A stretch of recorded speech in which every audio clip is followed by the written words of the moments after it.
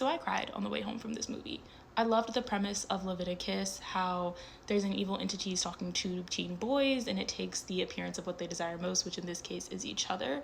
But also the way Leviticus uses homophobia and the homophobia that exists within the Christian church and masquerades as love as a vehicle to show how that hate for queer and LGBTQ plus people leads to them feeling isolated and abandoned. And it's through that isolation and abandonment that they become vulnerable. I think what really broke my heart about this movie and what made me cry is the fact that if they had a loving community, none of this would have happened. There's one way that that's true in the sense that if they had a loving community, the entity would have never been exposed to them. The way the entity finds them is that a faith leader in their community summons it as a way to cure them of their queerness. I think another way a community could have helped them is the fact that this monster can only attack you when you're alone.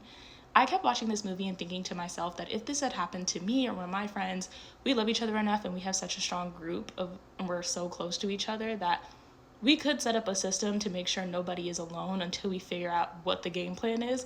But these boys don't have that. They don't have a loving community around them. They don't have close friends that they can confide in and who can help them through this. In fact, their community is the one who puts them in harm's way and is isolating them.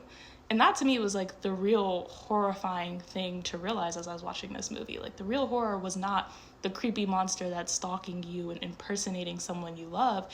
It's the fact that a community in a town could be so indifferent to the lives of these boys that they're willing to throw their hands up and look the other way when they get killed.